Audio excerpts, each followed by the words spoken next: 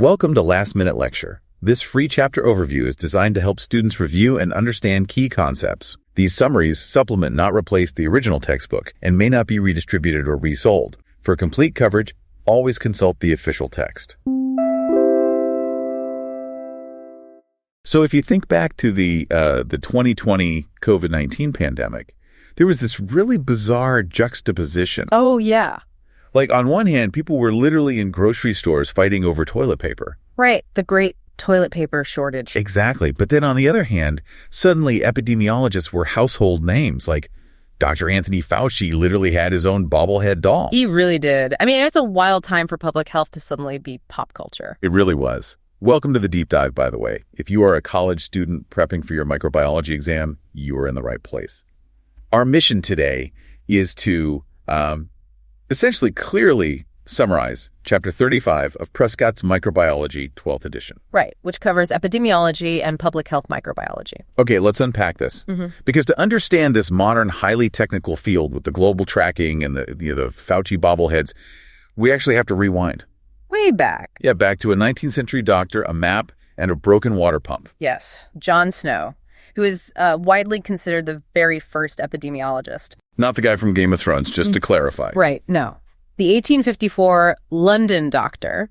And, before we get into his story, we should define what epidemiology actually is today. Good idea. So it's the science that evaluates the occurrence, determinants, distribution, and control of health and disease in a defined human population. That is a mouthful. It is. But basically, it's the study of how and why diseases spread. And today, the Centers for Disease Control and Prevention, the CDC, handles this nationally in the U.S., while the World Health Organization, the WHO, runs the show internationally. Right. But John Snow didn't have the CDC or the WHO. No, he had none of that. In fact, in 1849 and 1854, when cholera struck London, people didn't even know what germs were. They blamed it on miasma, which was basically just bad air. Just smelly air causing cholera. Exactly. But Snow didn't buy it. He mapped the cases instead. He tracked where the victims lived and realized the deaths were clustering around this one specific water source, which was the Broad Street water pump. Because the water was contaminated with raw sewage. Yeah. Right? Yes. Raw sewage. He proved it, removed the handle from the pump so people couldn't drink from it, and stopped the outbreak. Wow. Yeah, and he even did this larger study later. He found that households using water from the Lambeth Company, which pulled water from upstream of the sewage, had an 8-fold lower death rate than those using the Southwark and Vauxhall Company, which pulled from downstream. That is just incredible. It's like modern detective work. You're looking for the motive and the method, even when the actual killer, the bacteria, is completely invisible. That's a great way to put it. And to be a detective today, you have to know the lingo. The textbook breaks down the spectrum of disease frequency into some really specific vocabulary. Right, let's go through those for the exam. So, starting with sporadic. Right. Sporadic means occasional, irregular, like bacterial meningitis. It just pops up randomly. Got it. And then endemic is like the background noise. Exactly. Endemic diseases have a steady, low-level frequency. The common cold is a perfect example. It's always just kind of there. Okay, what about hyperendemic? That's when you see a gradual increase beyond those baseline endemic levels.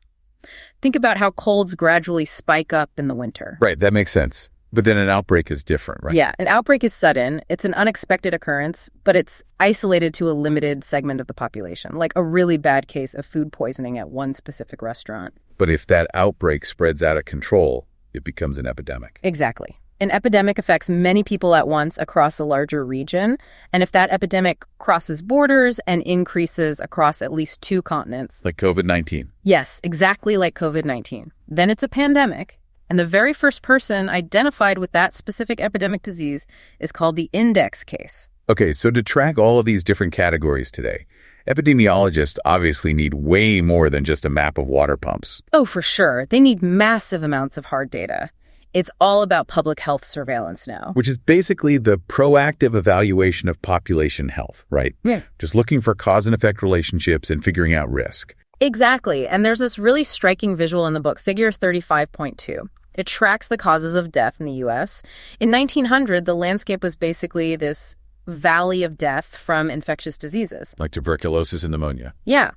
But by 2020, because of, better sanitation and vaccines, those infectious diseases dropped off, and it shifted into this huge mountain of metabolic disease. Yeah, it's like heart disease and cancer. Yeah. Because we aren't dying from the infectious stuff early on anymore. Exactly. Though obviously COVID-19 briefly caused a massive spike in infectious deaths again, but the overall trend is clear. And to keep that infectious disease line down, they use some pretty intense modern tools. They do. They use RS, which is remote sensing via satellites, and GIS, which stands for Geographic Information Systems. So they're mapping environmental variables from space. Yeah. They track things like rainfall and vegetation to predict where mosquito habitats will expand for malaria or where tick habitats will boom for Lyme disease. That is wild. But all this tracking comes down to math, right?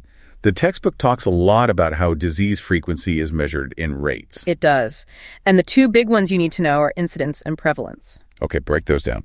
So, incidence is the number of new cases in a defined time period. It essentially shows your relative risk of catching something right now.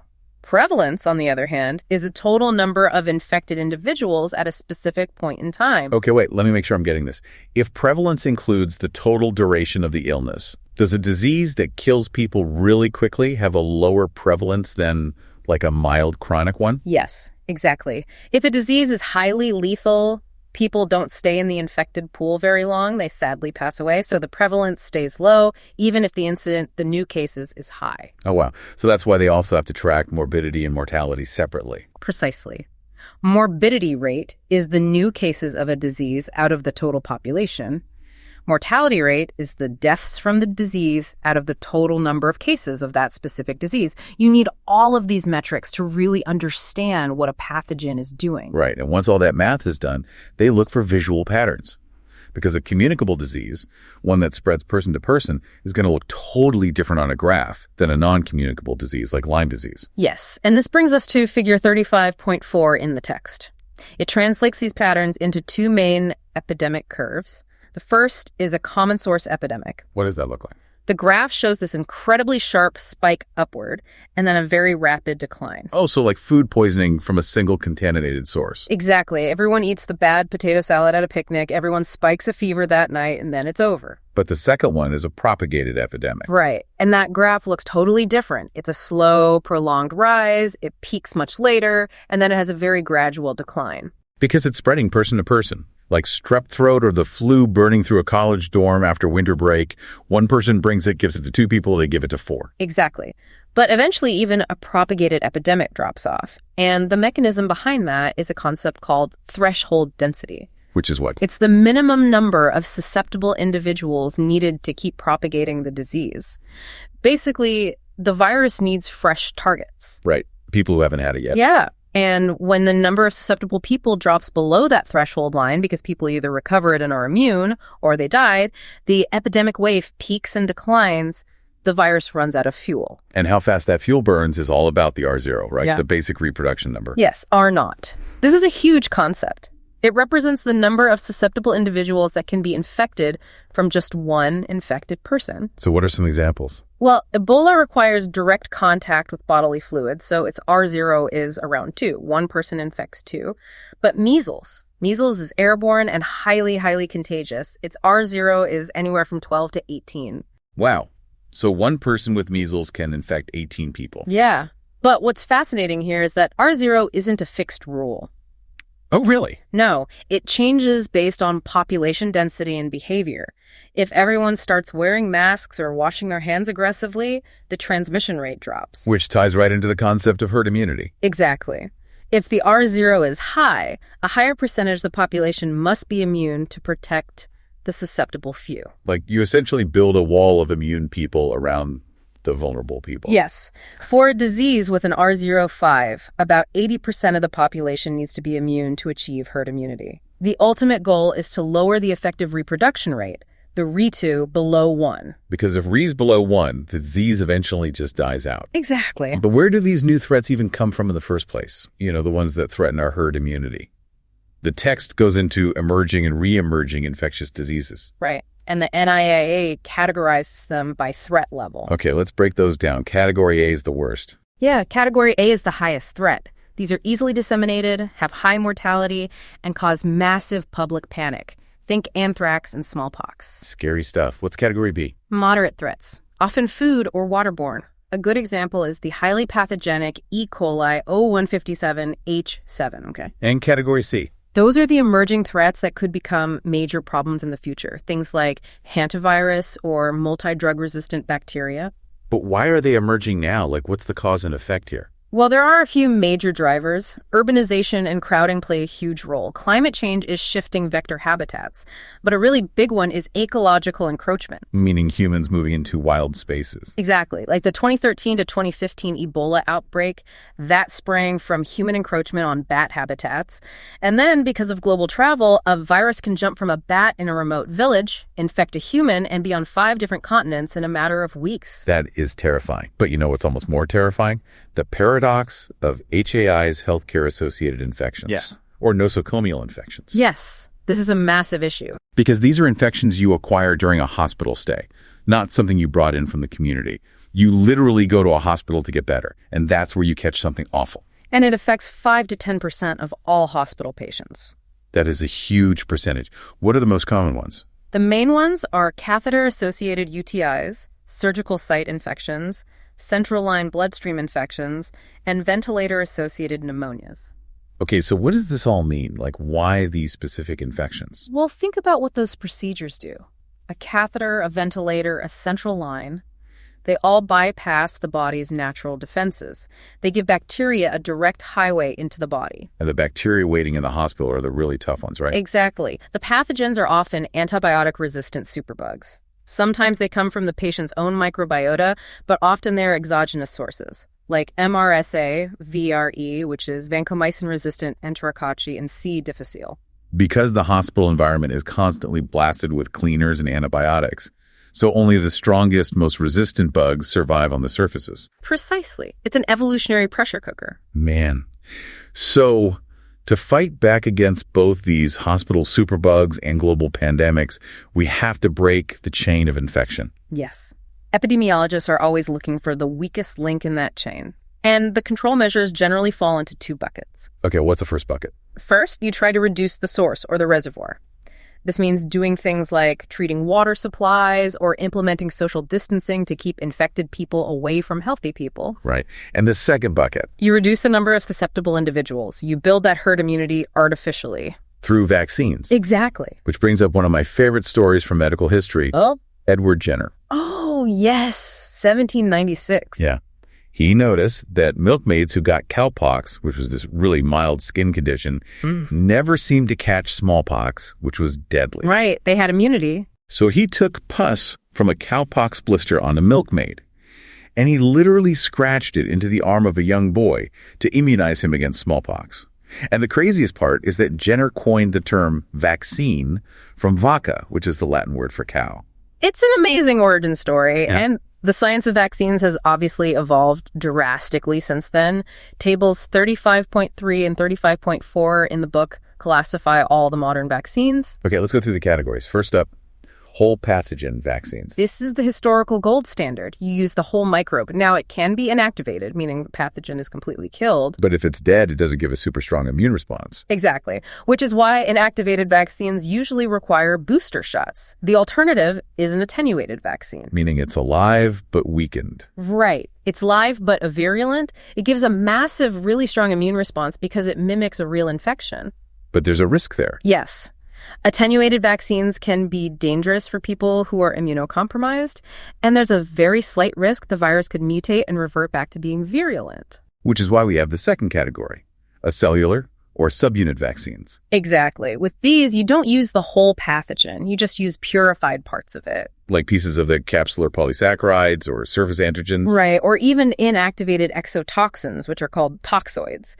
Your body learns to recognize the specific weapon without ever seeing the live enemy.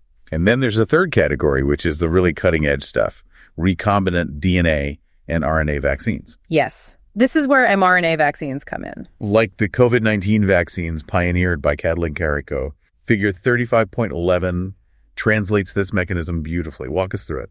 Okay, so instead of injecting a piece of the pathogen, you inject mRNA, which is essentially genetic instructions. But mRNA is super fragile, so it's packaged inside a lipid vesicle called a liposome. It's basically a microscopic bubble of fat. Exactly. The liposome carries the mRNA safely into the host's muscle cell. Once inside, the host's own ribosomes read that mRNA and translate it into pathogen proteins. So in the case of COVID, our own cells temporarily produced the viral spike protein. Yes. And then those spike proteins are presented on the surface of the cell via MHC molecules. Like holding up a wanted poster for the immune system to see. That's a perfect analogy. The MHC molecules presents the proteins to your T cells and B cells. This triggers a powerful immune response, and your body learns to fight the virus without ever being exposed to the actual virus itself. That is just brilliant. It really is. Though it's worth mentioning that vaccines often include adjuvants, too. Oh, right. What are those again? Adjuvants are materials added to vaccines to intentionally provoke a local immune response. They essentially stimulate antigen-presenting cells to come check out the area, making sure the immune system actually pays attention to the vaccine. Right, like ringing an alarm bell. Exactly. If we connect this to the bigger picture, science has given us incredibly sophisticated tools to fight natural outbreaks. Right. But what happens when the outbreak isn't natural? The textbook ends the chapter by discussing bioterrorism. Yes. The intentional use of pathogens to cause death or disease. It's a dark topic, but public health has to be prepared for it. And it's not even a new concept. Like back in 1346, during the Black Death, the Mongol army was attacking the city of Kaffa. They literally used catapults to hurl plague-infected cadavers over the city walls. It's horrifying. And we've seen modern examples, too. In 1984, the Rajneeshi cult poisoned salad bars in Oregon with salmonella to try and suppress voter turnout. And then, of course, the 2001 anthrax attacks, where spores were sent through the U.S. postal system. Right. Biological weapons are unique because they are invisible, they're odorless, and the symptoms are delayed. It creates massive fear, panic, and chaos. Just a few kilograms of weaponized anthrax spores dispersed over a city could rival a nuclear bomb in terms of casualties. It's turning biology into ballistics, which is why the public health system has to serve as our frontline defense. And that's why the U.S. created the Laboratory Response Network, or the LRN. What does that do? It links local public health clinics, military labs, and international agencies. So if a weird pathogen pops up, the LRN allows for rapid detection and communication to stop it before it spreads. Wow. We have really covered a lot of ground today. We have. Just to recap for everyone listening, we went from Jon Snow disabling a water pump in London to calculating the R0 of epidemics to understanding why HAIs are so dangerous in hospitals. We broke down mRNA vaccines and liposomes and looked at how the LRN defends us against bioterrorism. It's a massive chapter, but it all connects back to understanding how to break that chain of infection. Here's where it gets really interesting, though. The textbook drops this concept of vaccinomics near the end. Oh, yeah. This is the future. It really is. Yeah. What happens when genomics, bioinformatics, and personalized medicine all fully merge? Like, imagine a future where an epidemiologist isn't just looking at the herd immunity of a city. Right, they're looking at you. Exactly. Imagine a vaccine that is custom printed to your exact genetic profile, designed to stop a pandemic pathogen before it even has a chance to start spreading in your body. It's mind-blowing. It takes public health from a population level all the way down to the individual DNA level. Which is just incredible to think about. And with that, we are wrapping up today's deep dive into Prescott's microbiology. On behalf of the Last Minute Lecture team, I want to say a huge thank you to you, the listener, for sticking with us through all this dense material. You've got this. You absolutely do. We wish you the absolute best of luck on your upcoming exam.